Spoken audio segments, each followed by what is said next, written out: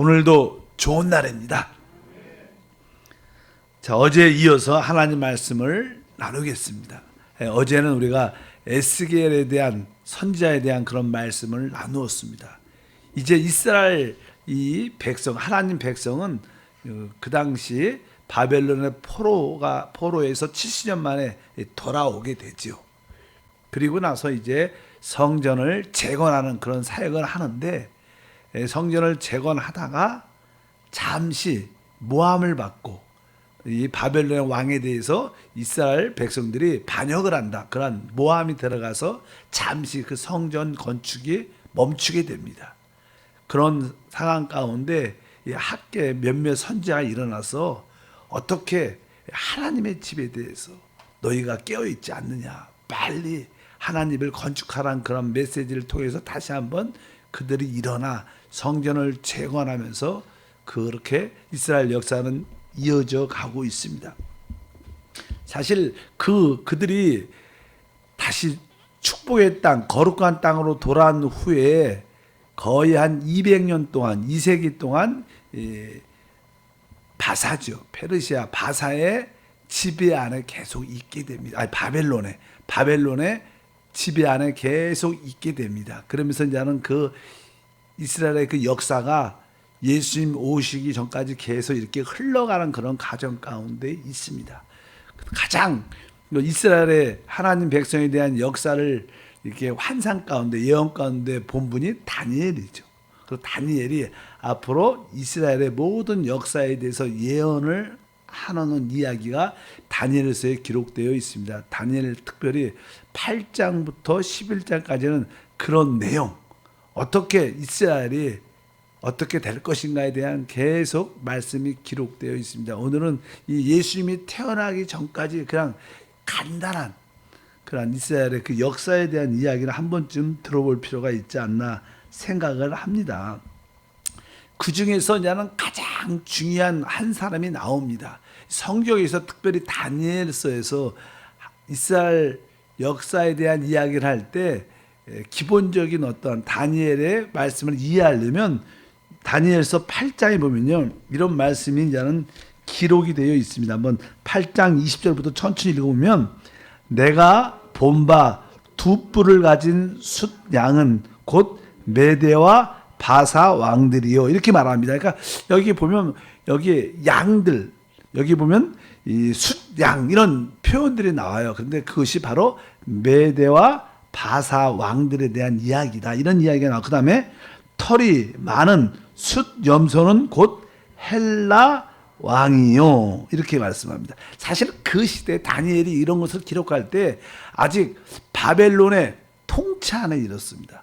아직 이게 보니까 이 헬라도 왕국도 막 나타나지 않았어요. 근데 미리 예언을 하나님께서 보여주는 겁니다. 그래서 털이 많은 숫 염소는 곧 헬라 왕이요, 그의 두 눈 사이에 있는 큰 뿔은 곧 그의 첫째 왕이요. 그러니까 뭐 이게 헬라니까 이제는 큰 뿔에 곧 그는 큰 뿔이다. 그러니까 알렉산더, 첫 번째 강한 지도를 가지고 있는 알렉산더 대왕에 대한 이런 이야기를 말씀합니다. 큰 뿔은 곧 그 첫째 왕이요, 이 뿔이 꺾이고 그 대신에 네 뿔이 났으니. 그래서 이 알렉산더 대왕은 아주 신속하게 젊은 나이에 이 온 세계를 정복하고, 근데 젊은 나이 30세가 좀 넘어서 죽습니다. 빨리 죽죠.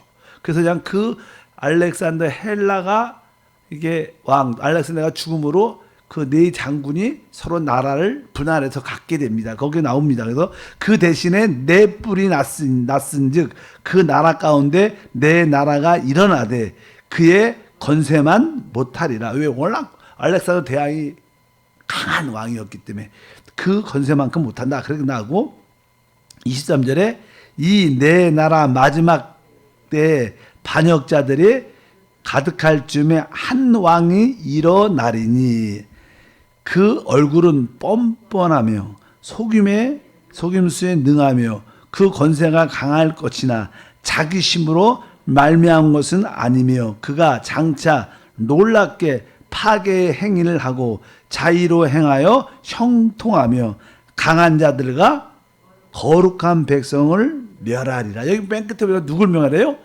거룩한 백성을 멸할 것이다. 그건 당연하게 이스라엘, 하나님 나라, 이스라엘 백성을 완전히 나라를 멸할 것이다. 이런 이야기가 쭉 기록되어 있습니다. 그래서 여기에 마지막에 나오는 한 사람, 그 사람이 이제 아까 헬라 왕국이 멸망하고 알렉산더 왕이 죽고 그 네 나라가 나눠지면서 그 중에 한 나라가 강해지면서 거기에 나오는 한 사람이 우리가 지난번에 한번 좀 들어봤어요. 안티오코스 에피파네스라는 그런 왕이 있습니다. 그 사람에 대한 예언의 말씀이 많이 기록되어 있어요. 그런 왕이 나타나서 결국 이스라엘 백성을 완전히 멸망시킬 것이고 처절하게 모든 제사와 예물 드린 것을 파괴할 것이고 그 하나님의 성전에 우상을 세워서 거기에 절하게 할 것이고 그런 이야기가 쭉 나옵니다. 실제로 있었던 역사적으로 있었던 일이고 왜냐하면 이 사람이 앞으로 나타날 적그리스도를 예표하기 때문에 이런 말을 여기에 써 있는 겁니다. 그래서 이름이 그렇구나. 안티오코스 에피파네스라는 사람을 한 번쯤은 기억해 볼 필요가 있다. 다니엘서는 이 사람에 대한 이야기가 많이 나오고 이것이 실제적으로 있었던 역사이지만 앞으로 나타날 적그리스도가 이러한 모습으로 나타나서 앞으로 이스라엘 이렇게 멸망시키고 이렇게 할 것이라는 것을 예언하는 말씀이기 때문에 아주 다니엘서의 8장부터 11장까지 이 사람에 대해서 아주 중요하게 기록하고 있다는 것을 우리가 알 필요가 있다. 사실 우리 이스라엘의 역사는요, 우리 대한민국하고 좀 많이 비슷한 것 같아요. 어찌하든지 그 양대국 사이에 끼어서 항상 고통과 어려움 가운데 있습니다. 항상 남쪽에는 애굽이란 강한 나라가 있었고 위에는 시리아죠. 시리아란 강한 나라가 있었어요. 그래서 서로 전쟁을 많이 했어요. 전쟁을 하려면 애굽도 이쪽을 이스라엘 통과해서 전쟁을 해야 되고 또 이 애굽을 치려면 수리아 왕들도 이쪽으로 내려와서 통로로 사용했기 때문에 어쩌든지 이 전쟁에 요충지가 돼갖고 이래도 망하고 저래도 망하고 그래서 이스라엘은 항상 누구 한편을 친 애굽이 되든지 친 수리아 쪽이 되든지 그래갖고 늘 갈등이 많고 늘 세금 같은 걸 탈취당하고 고통 가운데 있는 아주 어떻게 보면 좀 처절한 그런 나라의 모습을 많이 갖고 있는 나라 중에 하나입니다.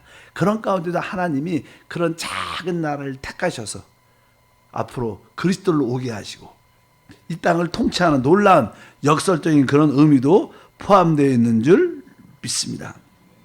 그러면 다시 한번 우리가 에피파네스에 대한 그 뿔에 대한 이야기를 다시 한번 해볼 필요가 있습니다. 성경을 한번 다니엘서 8장이죠. 다시 한번 읽어보겠습니다. 8장 8절에 보면 이제 여기 나오죠.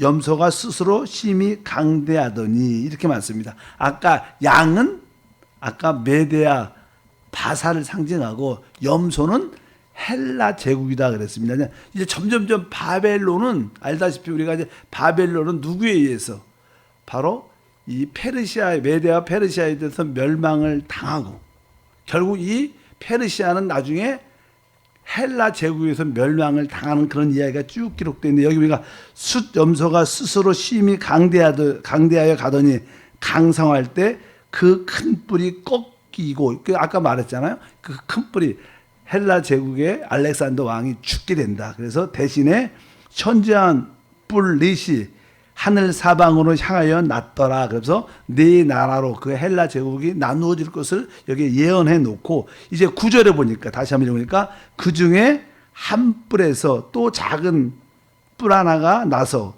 남쪽과 동쪽과 또 영화로운 땅을 향하여 심히 커지더니 영화로운 땅은 이스라엘을 말하죠. 그래서 여기서 나오는 그 한 뿔에서 또 작은 뿔 이 사람이 적그리스도를 예표하고 실제로 아까 말씀드렸던 에피파네스 수리아 왕이었던 에피파네스라는 왕입니다.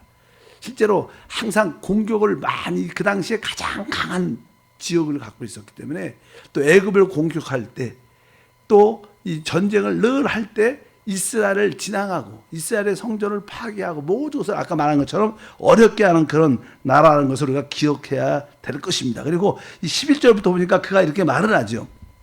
또 스스로 높아져서 군대의 주제를 대적하여 그에게 매일 드리는 제사를 없애버렸고 그의 성소를 헐었으며 바로 이 에피파네스 수리아 왕이 이제 애국과 전쟁으로 가는 도중에 자기를 돕지 않는다는 그런 여러 가지 이유로 말미암아 완전히 이스라엘의 모든 제사와 예물을 폐하고 성소를 파괴시키고 그런 일들을 했다고 여기에 기록되어 있죠. 그의 악으로 말미암아 백성이 매일 드리는 제사가 넘긴 바 되었고 그것이 또 진리의 땅에 던지며 자의로 향하여 형통하였더라. 이런 이야기가 나서 이스라엘의 그 순환에 우리가 소위 말하는 앞으로 뭐 이스라엘의 그 적그리스도 위해서 많은 핍박을 받게 될 것이다. 이런 이야기들이 이미 예언으로 이미 성취가 되어 있고 또 한 번 실제로 나타날 일들이다. 성경은 항상 현실에 나타난 일이고 또 앞으로 그 일이 다시 발생한 일이라고 항상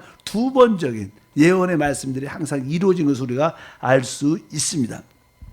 그런 가운데 뭐 이스라엘 역사가 짧게 이야기하면 그런 가운데 이제 다시 한번 전쟁을 하러 애굽을 공격하러 다시 수리아 쪽에서 다시 이스라엘 통해서 전쟁으로 갑니다. 그래서 애굽을 공격을 해갖고 거의 이기려고 하는데 그 당시 이제 로마라는 나라가 새롭게 시작합니다. 새롭게 세워지기 시작해. 점점 나라가 로마라는 나라가 서기 시작해서 이제 이 로마가 애굽을 도와주면 말미암아 이 에피파네스 그 왕이 이길 수 없게 전쟁에서 이기지 못하고 다시 돌아갈 수밖에 없는 왜 로마란 나라가 애굽을 도와주니까 이길 수 없는 그런 분위기가 돼서 그 애굽을 멸망시키지 못하고 다시 피해서 올라가는 그런 이야기가 기록되어 있는데 이게 11장 다니엘서에 그런 역사적으로 이렇게 되어 있다고 말합니다. 3절 읽어보니까 이는 기띔의 베들에 이르러 그를 칠 것이라 그가 낙심하고 돌아가면서 여기 보니까 낙심하고 돌아가는데 왜? 이 애굽을 완전히 멸하려고 다시 한번 제2차 공격을 하는데 로마가 와서 이 애굽을 도와주니까 전쟁을 이길 수 없다고 상황을 보고 포기하고 낙심해서 다시 돌아가. 나중에 이 왕도 죽어버리죠. 그리고 나서 그 헬라 제국의 한 왕이었으니까 결국 이 헬라 제국도 로마에 의해서 망하는 그런 시대 가운데 우리 주 예수님이 태어나시는 그런 가정 가운데 역사가 되어 있다는 것입니다. 읽어보겠습니다. 계속 그가 낙심하고 돌아가면서 맺은 거룩한 언약에 분노하였고 자기 땅에 돌아가서는 맺은 거룩한 언약을 배반한 자들을 살필 것이며 군대는 그의 편에 서서 성소 곧 경고한 곳을 어떻게 해요? 더럽히며 매일 드리는 제사를 폐하며 멸망하게 하는 가지한 것을 세울 것이며 그러니까 이 애굽을 공격하러 일단은 이스라엘 땅을 지나서 애굽을 공격하러 내려오다가 전쟁을 로마가 도와주니까 애굽을 이길 수밖에 없으니까 아주 분하고 안타까운 마음으로 낙심하고 돌아가다가 가는 김에 이 이스라엘 갖고 아주 다시 한번 오늘 말씀해 보니까 모든 것을 성도 모든 것을 폐하고 아까 말씀드린 것처럼 아까 들었죠.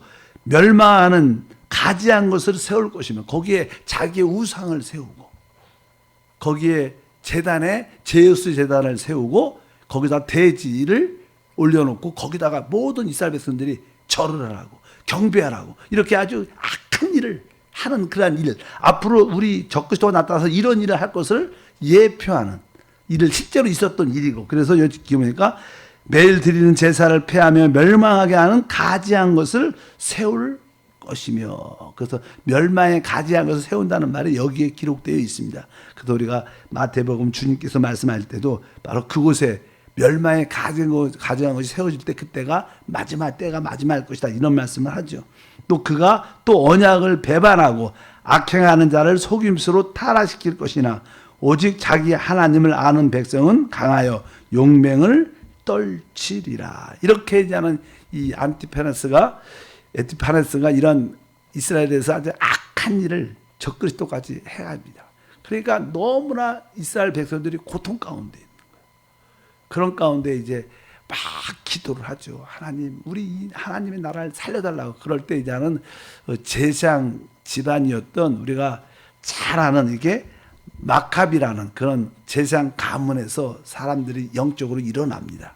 그래서 그냥 우리가 마카비 그래갖고 그 집안의 아들이 5이 있었는데 그 집안이 다시 한번 우리가 예배를 회복하고 우리의 원수로부터 우리가 독립해야 된다. 이스라엘이 독립해야 된다. 그 독립운동을 아주 투철하게 투쟁적으로 하는 아주 제사장 집안의 5 아들들이 일어나서 유대인 많은 것을 회복시키는 그 우상을 섬기는 이런 것을 다 폐하고 다시 한번 이스라엘을 회복하는 그런 독립운동 같은 것이 많이 일어납니다.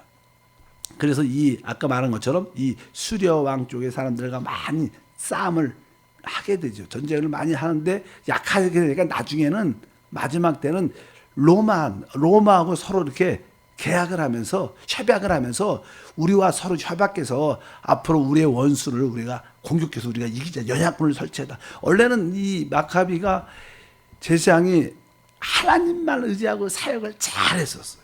그리고 어느 정도 안정이 쭉 됐었는데 그러나 이제는 세상이라는 게 자기의 입지를 주장하고 자기 나라를 안정하게 해보려면 연합군이 있어야 되니까 로마와 협약을 합니다. 어떤 하나님 영적으로 볼 때는 이렇게 세상을 의지하는 그런 모습이 있죠. 그래서 이제 서로 마카비가 협약을 해갖고 앞으로 이제는 새롭게 발생되는 뜨고 있는 로마 제국과 조금 도움을 받고 앞으로 잘해보자. 그런 가운데 이 마카비는 죽습니다. 그래서 이게 그 서약을 했지만 그렇게 되지 못해서 나중에 그것이 파괴되면서 나중에 로마가 또 다시 들어와서 예루살렘을 지배하는 이야기를 갖게 돼서 우리가 알다시피 예수님이 태어날 때 누가 지배해요? 바로 로마 그 당시가 아우구스토 황제가 지배할 그럴 때 역사적으로 준비가 쭉 그런 과정 가운데 우리 예수님이 태어나는 이러면서 이 구약의 역사가 맞춰지는 그리고 그 당시 그럴 때 침례 요한도 태어나고 예수님도 태어나는 그런 시대적인 역사가 이렇게 덮여져 있습니다. 성경에 그 얘기가 안 나오죠. 성경은 말라기로 구약이 끝나잖아요. 근데 그 후의 역사, 아까 말씀드렸던 아까 에피파네스의 그 작은 뿌리 이스라엘 나라에 행했던 일들, 또 그 가운데 유대의 독립을 위해서 아주 투철하게 투정적으로 아주 열정적으로 싸웠던 그 마카비 가문에 대한 이야기가 포함되어 있고 그런 가운데 주전 우리가 아마 63년인가 폼페이 장군이 로마의 폼페이 장군이 와서 예루살렘을 멸망시켜서 자기의 치하에 있게 그 이스라엘을 점령하죠. 항상 이스라엘은 아까 말씀드린 것처럼 그 수리아 왕의 지배 가운데 있었습니다. 항상 뭐 바벨론의 지배 가운데 있다가 헬라의 지배 가운데 있다가 알렉산더의 지배 가운데 있다가 원래 이제는 알렉산더가 공격을 우리 아까 말씀드린 것처럼 할 때 페르시아하고 전쟁을 이렇게 할 때 원래 그 당시 이스라엘은 이제는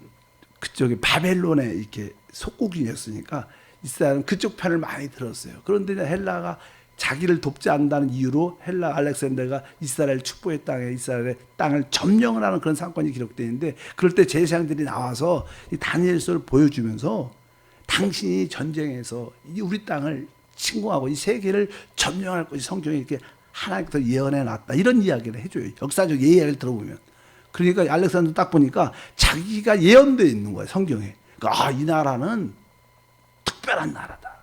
그래서 이제 핍박이 아니라 너희가 섬기는 하나님을 잘 섬기고 제사 드리고 예물 드리는 것을 허락해주고 되게 관용의 정책을 많이 썼다고 또 역사적으로 이야기를 많이 합니다. 그래서 알렉산더 왕은 헬라 때는 그러다가 하나님을 예배할 때는 별로 이렇게 관계가 되게 좋았어요. 우리 대한민국도 사실 뭐 우리 중국도 있고 뭐 친중 뭐 이렇게 친미 우리도 그런 파들이 많잖아요. 한국도 이렇게 관계가 되게 좋았는데 이제 아까 말씀한 것처럼 그 에피파네스 그 왕만이 특별히 적그리스도를 예표하기 때문에 이스라엘을 아주 괴롭히고 죽이고 뭐 전쟁 때 재밌는 이야기 들어보면 그냥 그들이 패배하고 그 땅을 다시 한번 돌아갈 때 수리아로 돌아갈 때 그 군인들에게 3일 동안 너희가 죽이고 싶은 대로 유대인들은 다 죽여도 된다. 10만 명 이상이 죽었다.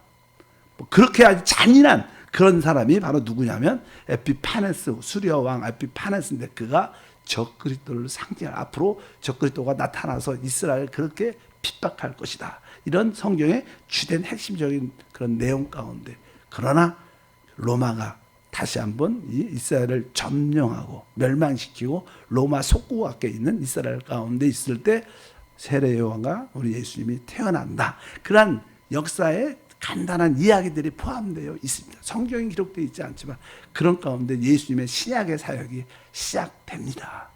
그래서 우리 내일부터는 신약에 대한 그런 말씀을 나누겠습니다. 기도하겠습니다. 하나님 아버지 감사합니다. 이스라엘 백성들이 하나님의 예언의 말씀대로 축복의 땅에 다시 돌아와 또 그들이 이제 주님이 오실 때까지 짧은 그들의 역사가 있습니다. 어쩌든지 하나님을 섬기는 합당한 믿음의 모습을 모두가 회복돼서 다시 오실 그리스도로 우리도 준비할 수 있는 지혜를 갖게 도와 주시고 이런 것이 우리에게 영적인 공과가 돼서 하나님을 잘 섬기고 믿음으로 지키는 우리 모두가 되게 도와 주옵소서. 주 예수 이름으로 기도함나이다. 아멘.